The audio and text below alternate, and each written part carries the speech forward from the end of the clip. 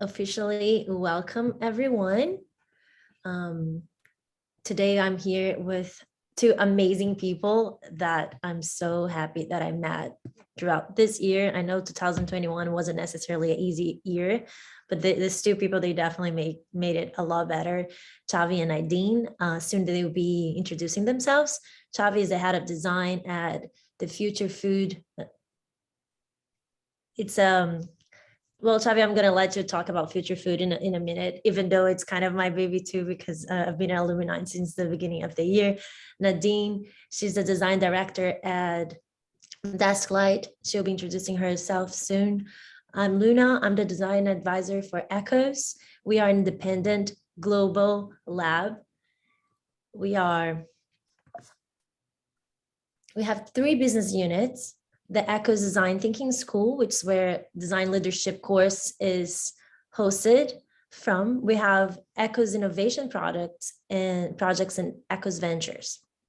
With Echoes Innovation projects, we are helping business create value and innovate for good. Some of our clients are banks, governments. We have Google as our main partner in Asia. Again, the School of Design Thinking, we have design leadership as our main and only global course, but we have other courses led both in English and Portuguese. So you guys are more than welcome to take a look at our website. There are amazing things coming up for 2022. We are a global community. I'm the only one based in the US, but we are in Europe, in Brazil, in Australia. And so far, we have taught over 40,000 people. Personally, when we had our communities in São Paulo and in Rio, but now ever since we became digital, we've taught over 70,000 people and developed more than 150 projects globally. We are also part of the Global Design Thinking Alliance. We are the only independent lab that is part of this alliance, together with many different universities around the world. It's such an honor to be part of it. And today we're going to be talking about our learnings from the previous design leadership season, where Nadine and Chavi were our amazing ambassadors. I'm so glad that we had you last year, or last cohort. We are coming up with the season 2 that will start in March of next year. It's a 12-week program with global masterclasses and workshops. It's a very hands-on experience. I'm pretty sure we'll be touching that subject somehow through our questions in a minute. We are already selling tickets, so if I were you, I would at least come talk to me or go check on the website, because we know that the next cohort will be even more busy than the previous one. And here's our learning experience. And I think it's so beautiful what we created. And thank you, Stephanie. She's here now. She's our designer. When we talk about design leadership, there's so many spheres that it touches, because it's something personal. It's about you as a designer and how important it is for you to understand who you are, what your skills are, what is your uniqueness, but also how you, as part of a system, impact that system, how you develop and design products and services that will be impacting other people's lives. And it's also about, because of that, the interaction between you and other people, because as a leader, you are constantly impacting people's lives. And I was reading something this morning from Birgit Mager, which was one of our master classes and will be one of our master classes for the season 2 today, saying that as a leader, you impact on people's livelihood. And how important is that? So it's just one more sphere of how important it is for you to bring to awareness what is to be a design leader. These are some of our global master classes from season 1, and we already have 3 of them. They're coming with us to the second season. We have Birgit, Peter, Stephen, and so many other amazing names that unfortunately I cannot yet say it because we are finalizing their contracts, but soon we have much more to share with you guys. And as I said, the experience starts in March. It's a 3 months pretty much experience, very intense. a lot of content. We will definitely be talking more about it as we go through the questions. It happens twice a week for 3 months. But it would change your perspective. It would change the way you see yourself more than anything else. And now we'll definitely start our questions with Xavi and Nadine. I am so honored and flattered to be the one facilitating the two of you. And please introduce yourself, whoever wants to jump in first. I can hop in. Hi, everyone. I'm Xavi.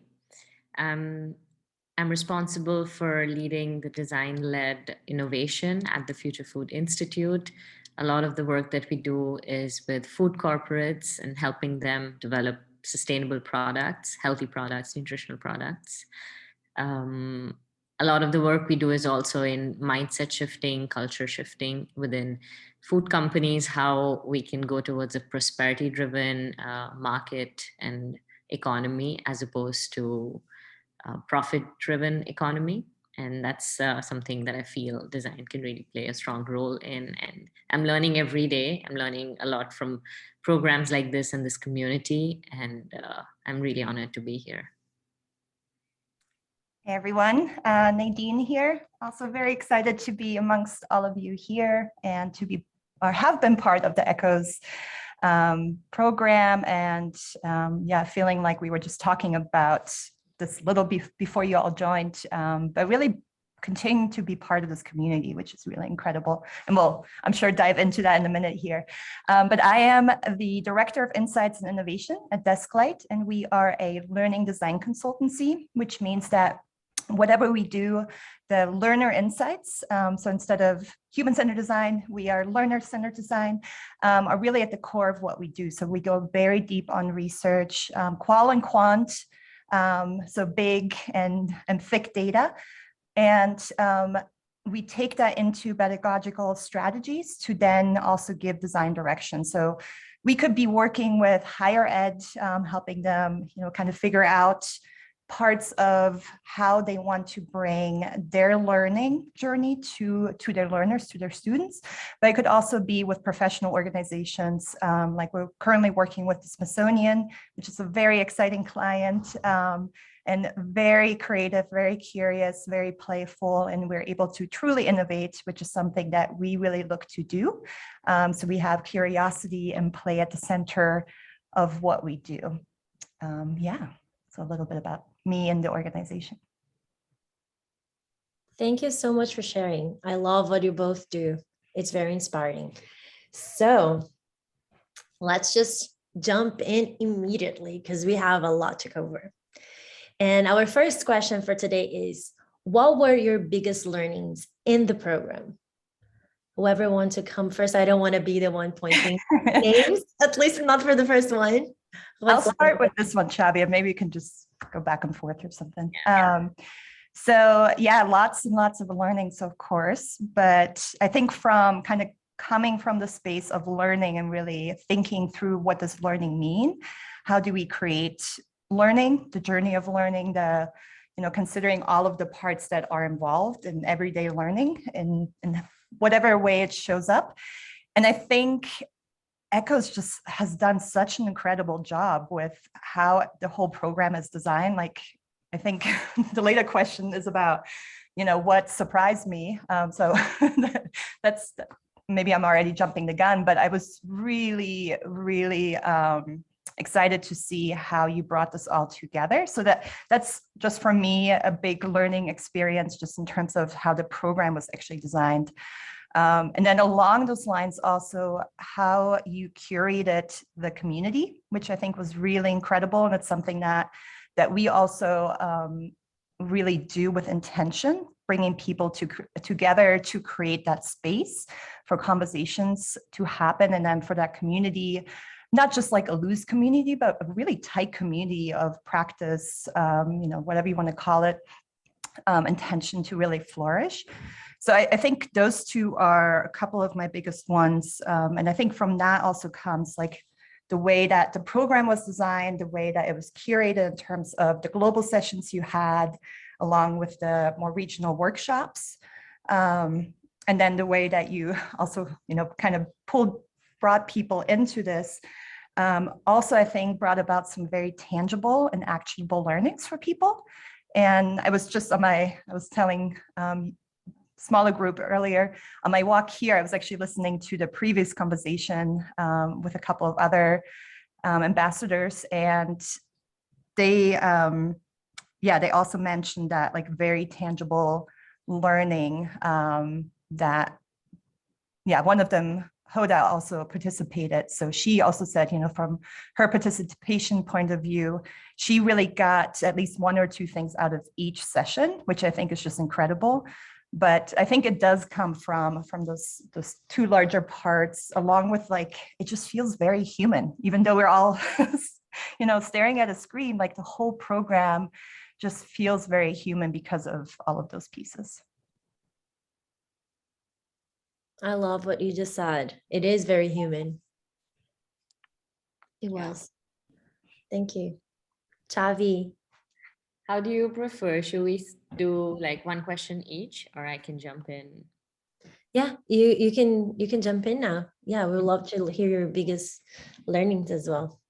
For me, the biggest one was I'm still very early, I would say, in my design leadership journey, and I'm learning a lot every day. And what really helped me, especially coming from India, when I graduated about 10 years ago, design wasn't where it is today. So I had almost like left hope in a way to say that, I just picked the wrong field where design, people are never going to accept design as a place where impact can happen. And I had for many years lost hope like I was doing design every day, but I wasn't calling that. And Echo sort of helped me sort of bring me back to that space where I made that call to not pursue design. And it brought me back to that moment and said that, okay, I'm ready, design is ready, the world is ready. And let's now create that common language around it. So how can we start articulating the value of design that were in organizations, in serious conversations, in business, policy, sustainability? And that's what was the biggest takeaway for me, among many others that we're going to talk throughout the session. But I loved how through this articulation, I was able to gain back confidence in a subject and in a discipline that I dearly love and believe in. Yeah. Just, can I build on that for a second? Because I love that. And it's, I think it's also a big part of the program where it has that incredible global reach that at first I was like, there's no way they can pull this off. Nothing against you guys. I didn't know Echoes that well. You clearly did, and it's incredible. So having all of those global sessions that truly reach across, but then also having those regional sessions where people can really dive into like what you just shared, Chavi, right? Like that design is so specific to the context too. And of course, each regional session kind of crosses a few boundaries there, but it is amazing to be able to create this community where we can think globally, but also locally, which is so important to have those two perspectives come together. And yeah, another big learning and applause to Echoes for the program. I love what you both are saying. And I think it's a beautiful leading to the next question, which is the highlights of the season one. Even though we are now internally, we are in the phase of iteration because, of course, we got a lot of feedback and we need to change. Otherwise, we are not doing design. There are highlights and some of the things that you guys are saying now. It's pretty much those. But if you could maybe bring it in one statement, what was it that maybe caused a whoa or something that stuck with you from the season one? For me, that's clear. It was Misha's class on design for policy. I was amazed that there is so much work already that's been done in that space. And I could really just place myself there 5 years from today. Like I want to be doing what she's doing when I grow up. Just kidding. But really, that's a space where I didn't realize, and seeing a tangible case study from her work, and also just like that got me digging into Australia in general. There is so much great design collaboration happening in the public sector. I was shocked. So that's something that I started digging into, finding more organizations like that, even in Europe, India, and so it opened up a world for me. I think that this session. steps back into what you said before. It gives so much hope when we see lectures like hers and other people as well. Like, oh my God, I'm not alone. I'm not crazy thinking that this is so beautiful and abstract and romantic, because it actually is. There's so much power in being so aware and wanting to do design from systemic perspectives. Thank you so much for saying that, Chavi. Nadine. I'm trying to like not go all over the place. Go all over the place if you want to, that's fine. Because my mind always goes to like, you know, the programmatic kind of like almost like service design, right? You have the front end and you have kind of the back end, what happens like in, you know, what people, the users might not be seeing. But I think one part kind of in terms of what I was able to do, which was really exciting through this, was a highlight, actually put together the webinars before the program even started. That was really exciting, because it was kind of like for me, like a primer to like, what does it mean to bring together designers to speak on one topic with different perspectives? And I was like, I don't know what's going to happen here because I haven't really done that before. But it was really cool. And I think it also speaks to the program itself, where everyone came in with these different perspectives. And like Juliana mentioned in the last conversation, you know, they were like, some of them were very contradictory, and that's good, right? Like, that is awesome. Like, that's what you want. You don't want everyone agreeing, because then, you know, it's not well curated, because, you know, there needs to be a little bit of friction and disagreement so that we can have a productive conversation. With that said, in terms of the content, I am slightly biased because it happens to be that my coach, my mentor, and a close friend of mine are all also regional leaders and global sessions. So Andy Pillane was my coach, fantastic guy, and really loved how he was speaking to like the shape of you. You really need to understand how you yourself show up in the space first in order to actually manage and then lead. Deborah Aldine, my mentor, fabulous person. She really, you know, bringing it down to the core, the root of what things mean, and putting strategy, strategic pieces around it. And then Melanie just also blew it out of the house with the design ethics, incredible. But I think in addition to that, like I'm definitely a researcher at heart. So Indy Young really spoke to me. And I've actually used, there was that one slide she had where she outlined all the different like types of research and kind of like where they fit in. And I think things like that are just really helpful, just to kind of like, you know, as we do in design, we make sense of things. We not simplify them, but we make them approachable and actionable. So just kind of, you know, visualizing things like that and then being able to kind of bring that up in your own work, I think is really fascinating. There's so many others, Bridget, Stephen, so I'm gonna stop there. But yeah, I think the highlights, again, just being kind of like, I think the program overall, me being able to really express myself and learn myself as an ambassador, and also having done a workshop. But then, yeah, also the content is just incredible, and the curation of it is fascinating.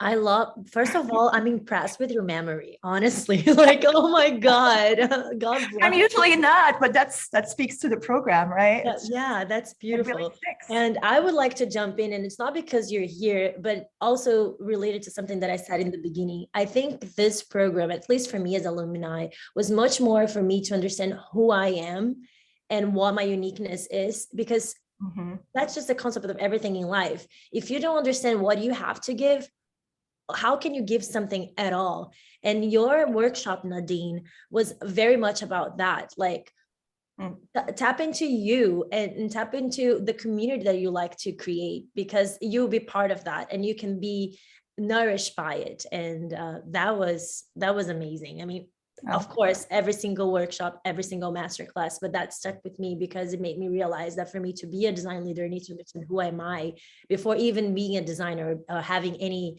labels at all.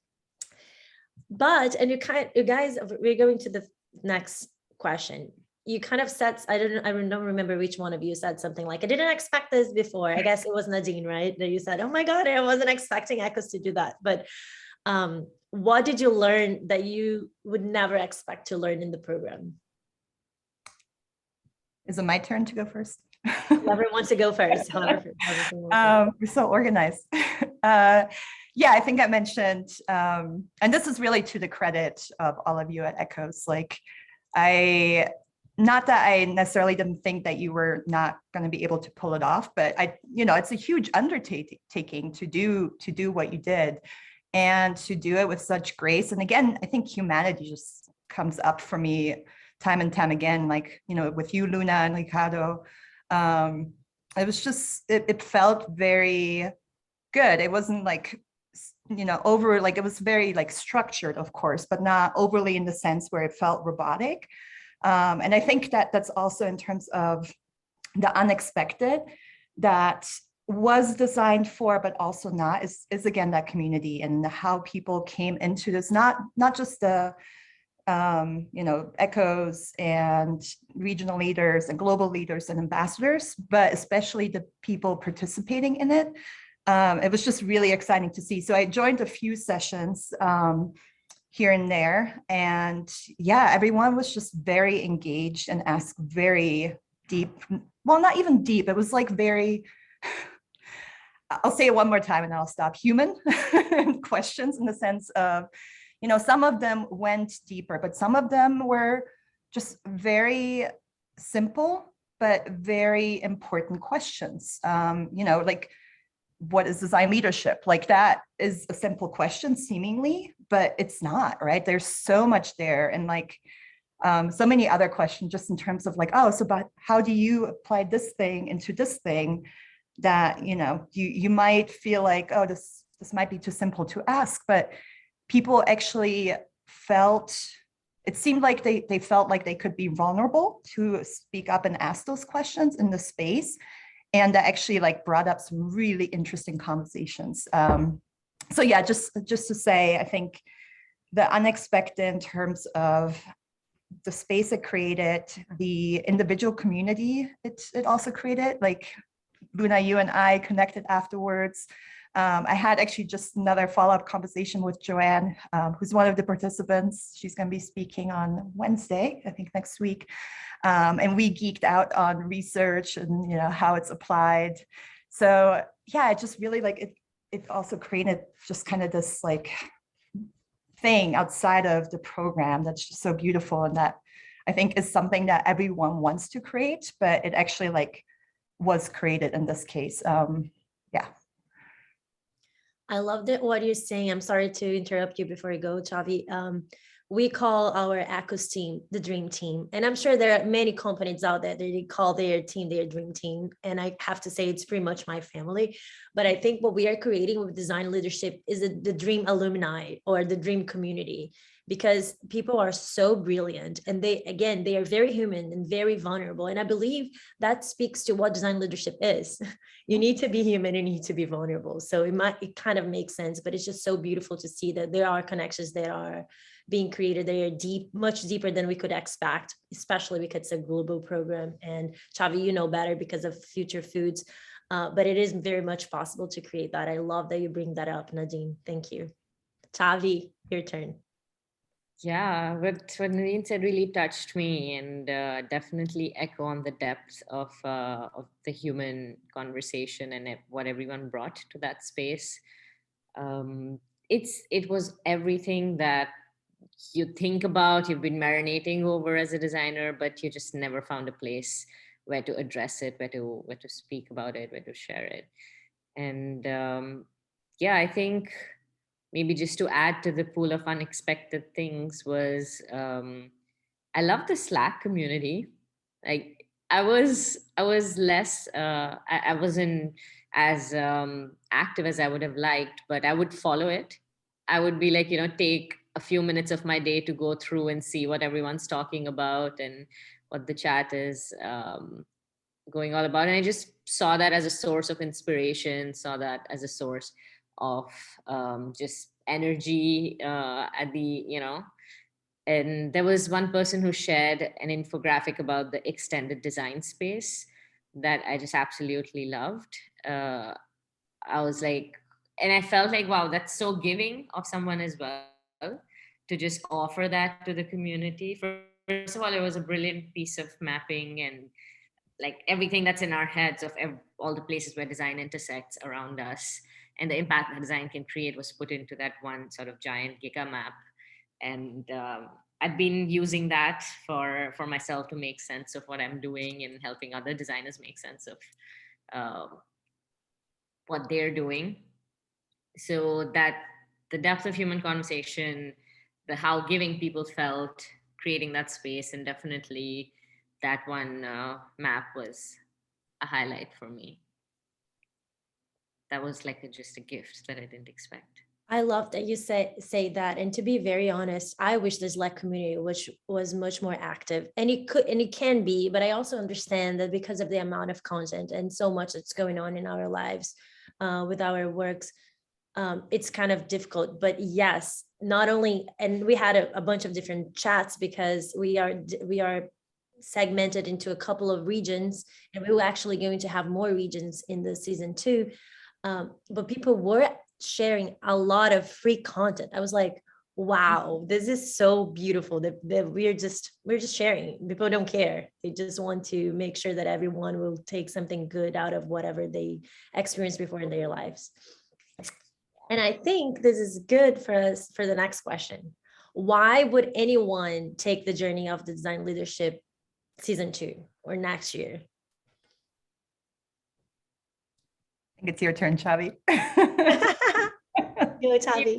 I think like if you're, first of all, it's the only program of the kind, right? Like the reason why people are giving, the reason why people are able to be vulnerable, everything that we've been speaking about just shows how important it is in this point in time to have a space like this when design is gaining maturity and to take design to the next level. Up till now, most designers, design leaders have been like figuring out their own way. There isn't a lot of literature out there about it. There aren't too many resources. So Ecos is just curating all of that experience of some of the biggest, best design leaders all around there. There's no other place who's doing that. And if you're serious about your design career, if you're serious about making an impact through leadership, you have to do this. I think like that, I have nothing else to add. Yeah, I think I already spoke to some of these things. It's just the way this program, what I saw from the last season, which it sounds like next season is only going to be more incredible, was just so well curated. And not just curated, but like it's the whole combination of it all. So the curation, the community, and not just like, I feel like people say community and it's kind of thrown around loosely, but true community in terms of like, you get access to some really incredible people, like the global sessions and the regional sessions, and then your peers, right? So you're learning at all these different levels, not to like say there's necessarily a hierarchy, but there is like levels of experience, I would argue. And so you are able to directly connect to those people that you otherwise might not have access to. And yeah, it's just, I mean, the content again is like the breadth of it is incredible, where you get all of these pieces that really make a design leader. And like you said, Chavi, like, all the questions that you might have had are actually like either being answered, without you even asking, or you can also come in and be like, but how about this? Like, how does this apply? And I think that is just so valuable and it's really worth the money. Like it's not the cheapest course out there, But I think it is also because so much work goes into it and you have all of these incredible leaders. So you could, for whatever amount, you could sign up for an online course and whatever it might be, but that just won't be the same. Like that might be nice as a supplemental, but this is really a space where, especially if you are, I want to say, especially if you're just coming into it, but really at all levels, because I learned so much. I would say like I am also newer in terms of I just moved into a director position and trying to figure out what that means from more of like a design manager to director. So I'm doing a lot of like mindset shifting and like, what does it mean? So I would say I'm earlier in the stage, but I really think that it applies to anyone, because anyone can learn a lot here. Yeah, it's really exciting. Thank you so much for saying that. I feel like it would be biased for me to say anything at all about this. But kind of in the same subject, why design leadership can be transformational, and why is it different from more traditional ways of leadership? Now, please just go as deep as you want, because I know both of you have amazing perspectives on this. Yeah, I think, there's a lot baked into that question. And I actually liked how Hoda, I hope that's her name, right? I'm not, okay, good. I hate when I mispronounce names. I like how she actually paused for a moment in the last conversation and said, well, transformational is a really big word, right? So kind of reflecting on what that means. But I do think that it can be transformational in terms of like what I was just mentioning in terms of that mindset shift, because it is a lot of that. It is about, who am I? Like going back to Andy, what is the shape of me? Like that was very transformational for me, because he did also bring that into the coaching and just kind of just really talking through like, what are those friction points that I'm feeling? And I usually just bottle up and I'm just like, whatever, like, emotions, let's put them aside. But he really helped me like bring those to the front and just be like, okay, like I'm feeling this thing, let's like analyze it, right?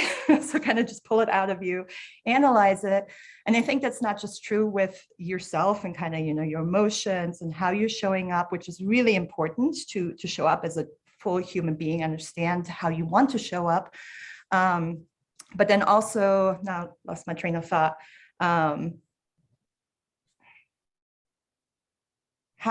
Sorry. My head always goes in many different directions as I'm talking, so I get sidetracked.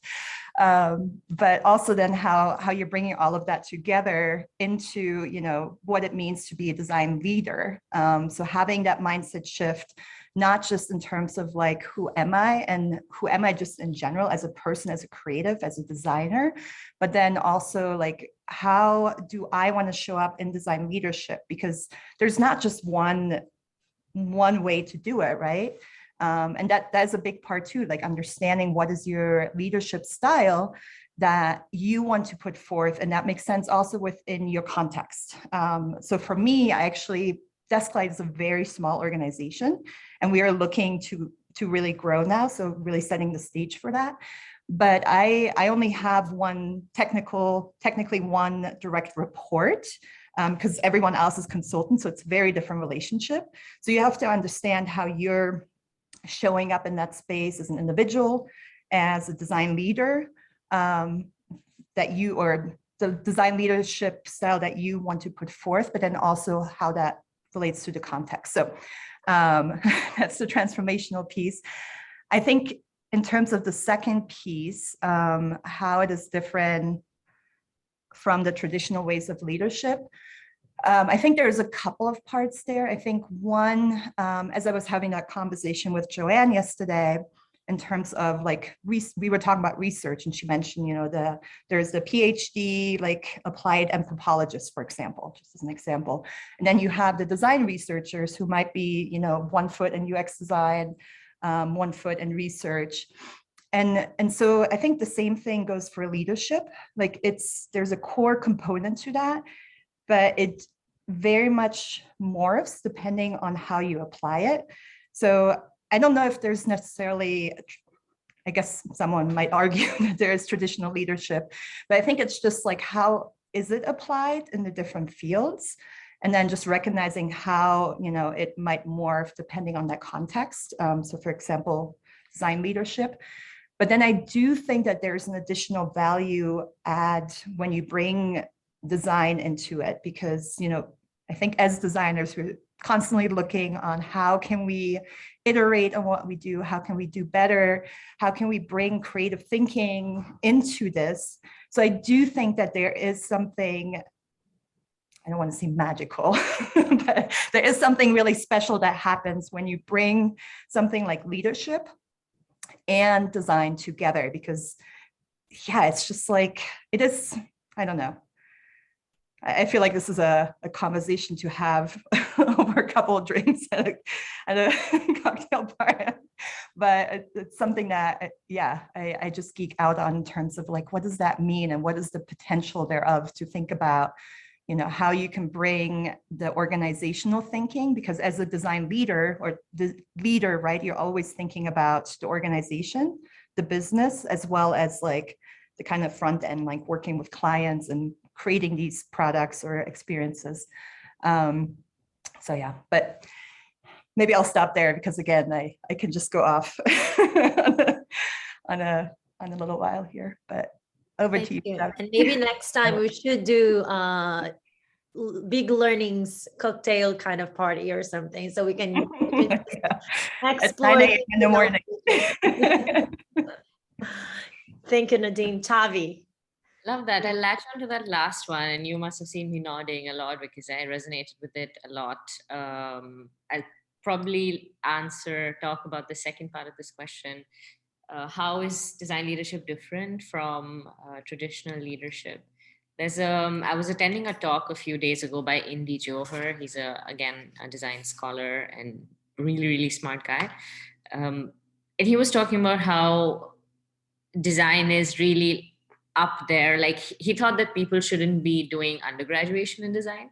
He thought that people should be doing other disciplines, learning other subjects, and then coming to design almost as an MBA, because he thought that it's literally an alternative approach to an MBA, to a business management program. And that made so much sense to me, because the way a designer approaches the organization as well as the front end path, through the human side of design, through the creativity that it brings on the table, the iterative approach, everything that Nadine, you were saying in the last piece, I definitely resonate with that. It's just, I notice in my everyday life, people who did an MBA are right next to me, and the way they're approaching problems are sometimes with these blinds, kind of that what I was taught in business school, and that's all I'm going to do.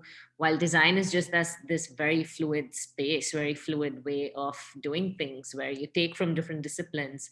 That was also one of the highlights, actually, for the design leadership program for me, because each design leader who came in had a different background. They must be coming from, a technical background, or a economy background, or a human sciences background, and each one just interpreted their own disciplines through design for leadership, which created just this understanding of how design can be, while taking from other disciplines, it can really create its own identity, thus design leaders making their own identity and space in the world, and really setting a template, a model for more holistic, conscious leadership in a way. I love that. I love that, Chavi. Yeah.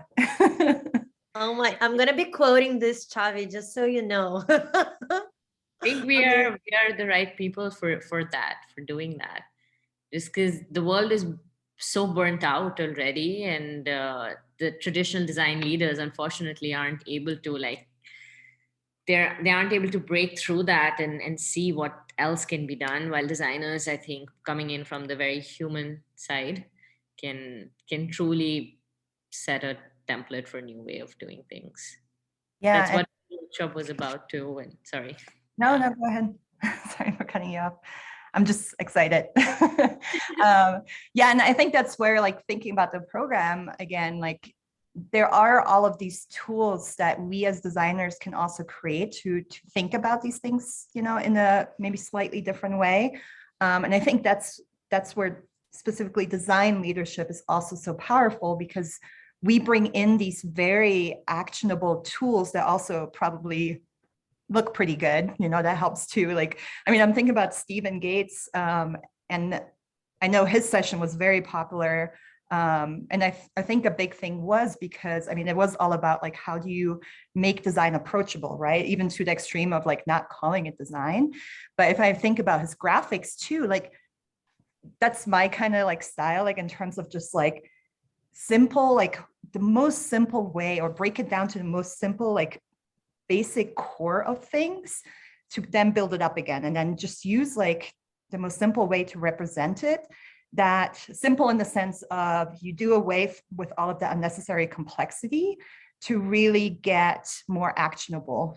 So some of that could just be like, instead of a room of, you know, executives talking at each other, it's actually bringing everyone together to look at like, okay, here's a whiteboard, for example, and like, let's bring all of our ideas onto this, and then we can look at it together, instead of just like, you know, talking past each other and making assumptions. So yeah, just building on what you said, Xavi, I think it's really powerful, and that's where this program again can really bring some of those tools to you, and really like clarify some of those like questions, because there's a lot of tools out there, but I think the program really brings it, like, it's also that glue of like, okay, here's some tools, but like, this is how you actually apply it in your work. Yeah, it's good stuff. I love it when you say that, and I remember in my speech, because I'm constantly talking to people to understand where they are, where they want to go, and if Echoes could be the path to take them closer to where they want to be.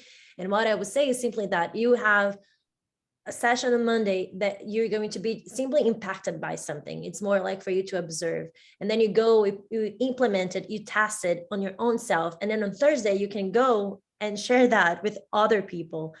And I think that's so beautiful. If you can learn something and immediately implement, otherwise it's knowledge for the sake of knowledge, Right. just so you can call yourself intelligent.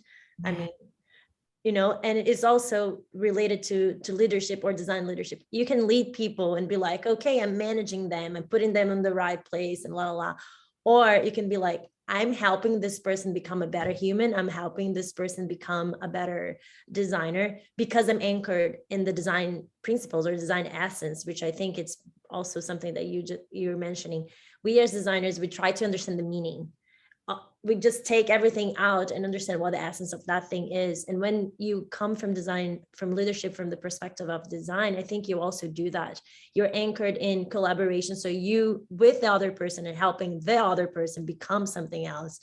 And because you adapt, you can become a bunch of different yous depending on who you're working with. So I think it's because of the pillars of design that makes the leadership through the lenses of design more beautiful or more human or more vulnerable.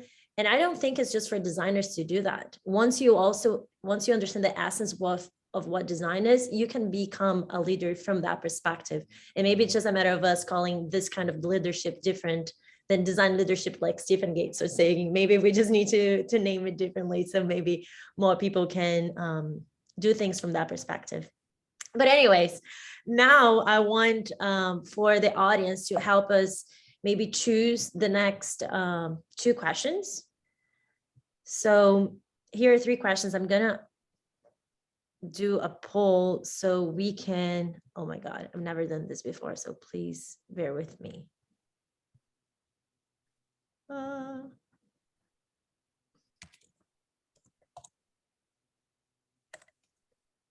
1 second. We're learning by doing. Literally, I'm not even kidding.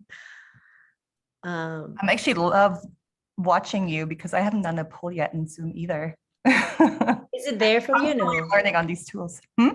Is it there for you to vote? No. Oh my God, how do I do it? Should we just utilize the chat since Yeah. we don't have that? Yes, can we? Because I am learning right now. So it might be easier if we just choose 1, 2, 3 based on the questions that I'm going to share again here.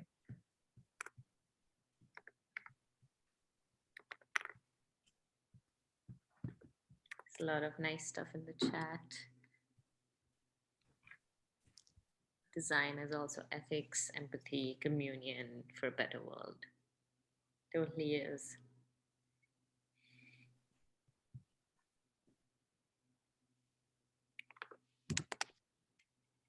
Okay, those are the 3 questions. So let's just vote for which one we want you guys to address. Can we vote too? Yes, let's all vote. Why not? These are some big questions. I'll hold my vote. I'm not gonna hold mine. I'm posting.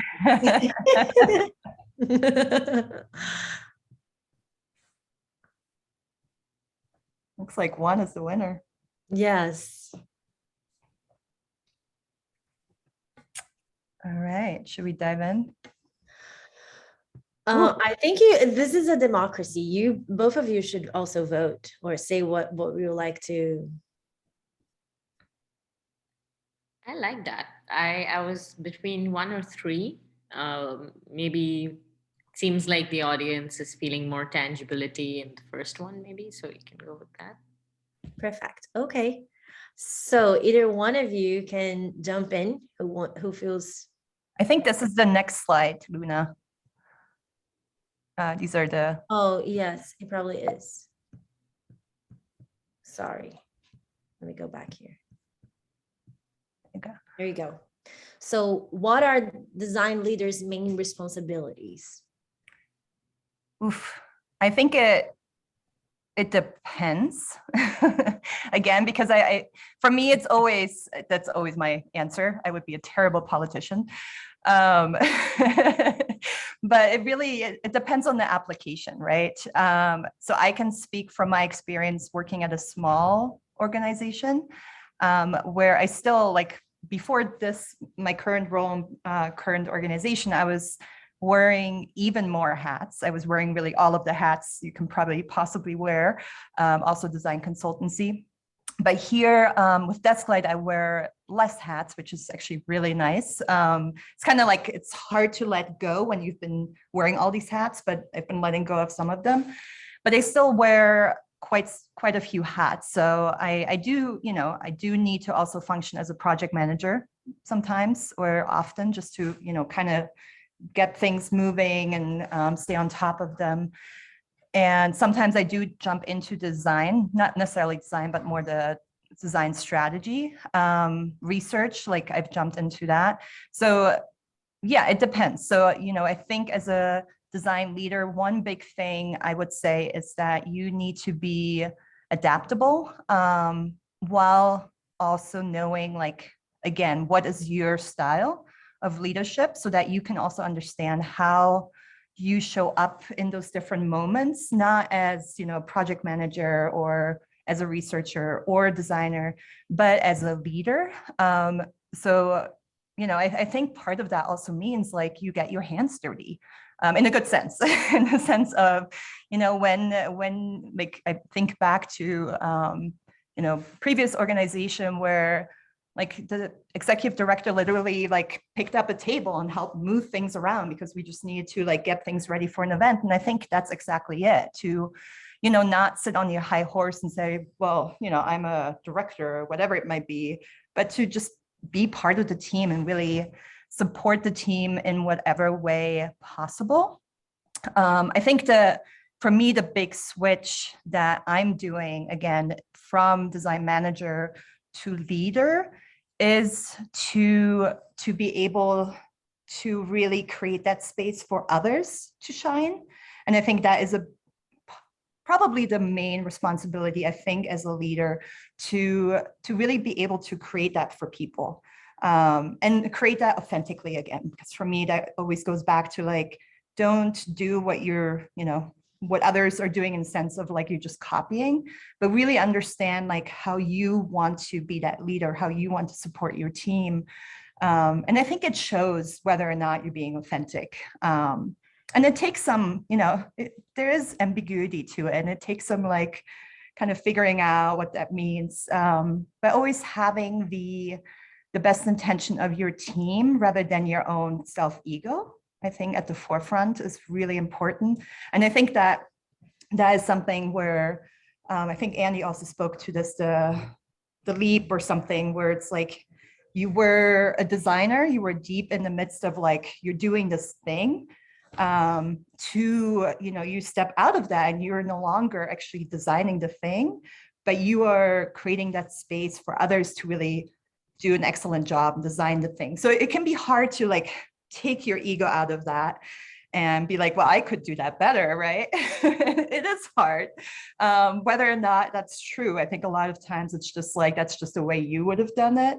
But just really stepping back in the sense of like, then you're able to create that space. Yeah, I think there's of course all the other logistical pieces to what it means to be design leader, but I think that probably is the biggest one. The biggest ones. Thank you, Nadine. Thank you. That's beautiful. I was making a list of things I started doing since I became a design leader. And yeah, I had a few points here, which was about the first thing I ended up doing was defining and articulating what's the kind of design that we're doing in my organization, because everyone was very confused about like if you're a designer embedded in a non-design studio context, a lot of your work is really just about bringing everyone on the same page with what design is and what kind of design are we focusing on here, what kind of design is relevant in this organization. So it's about that articulation and defining the boundaries. I found myself doing a lot of that, almost like creating a glossary of what's my extended design space inside this organization. I was building the business case for design as well within this organization, because it's hard to sell it, because design and the tangible part of design is easier to sell, but it's also very limiting. If you just look at, beautiful UX outputs or beautiful presentations, and people almost don't get the intangible part of design. So it's important to kind of start making that tangible, articulate it, build a business case, find maybe the right kind of metrics to measure the impact of design in your organization. And then I found myself actually just designing my own hiring strategy. Like, how do I make sure that I hire right? I set the foundation right with my people, not in an MBA kind of way, but really from a true, authentic, as a creative leader.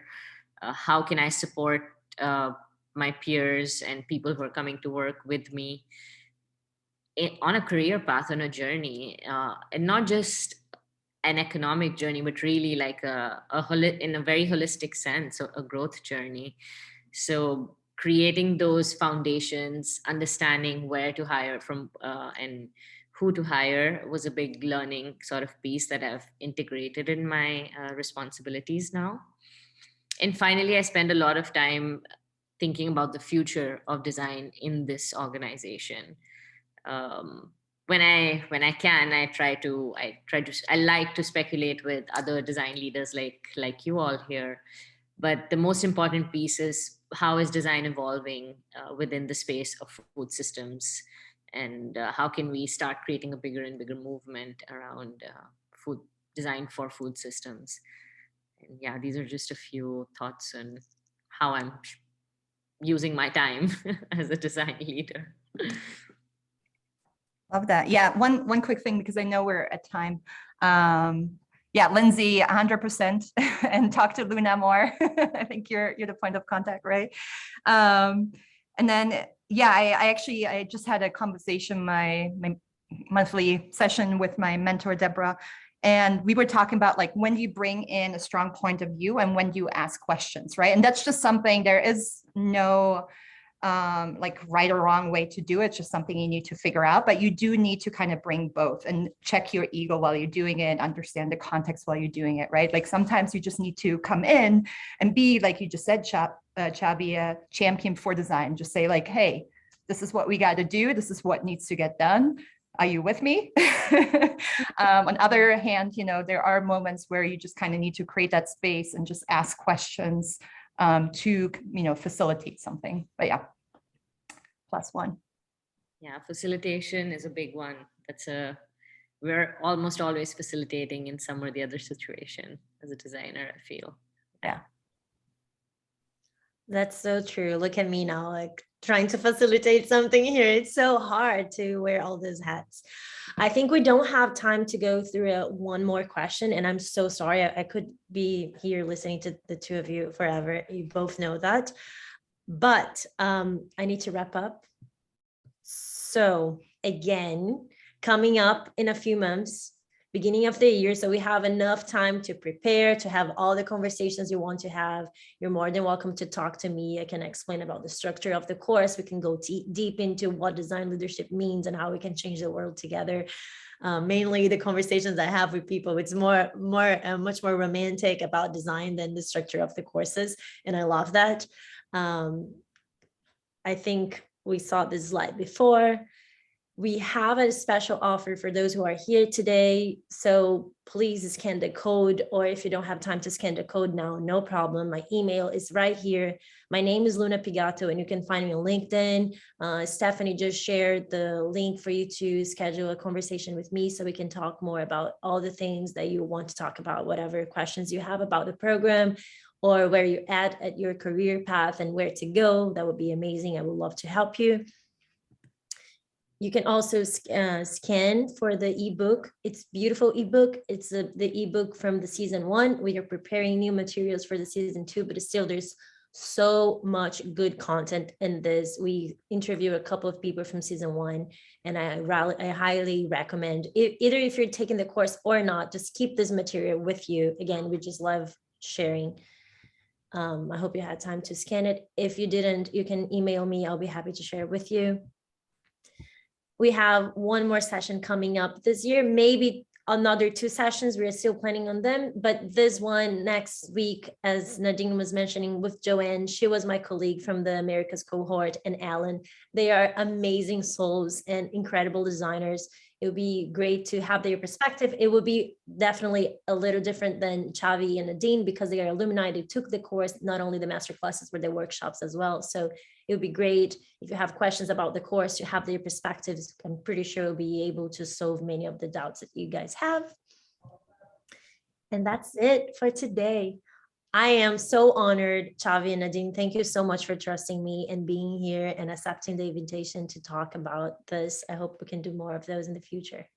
Yeah, anytime, truly. This was fun. Yeah, and feel free to reach out. I think, Lindsay, I saw that you're actually in Denver, which is awesome, but also anyone else. I'm always excited to chat, especially about things like this. As you might have noticed, I can't shut up sometimes, but yeah, no, this is fun. This is good stuff and incredible to have this community. So thank you. Yeah, we don't want you to stop talking at all. It's inspiring. I love it. Amazing. Well, thank you very much, everyone. I'll see you soon. See you next week. Bye. Ciao.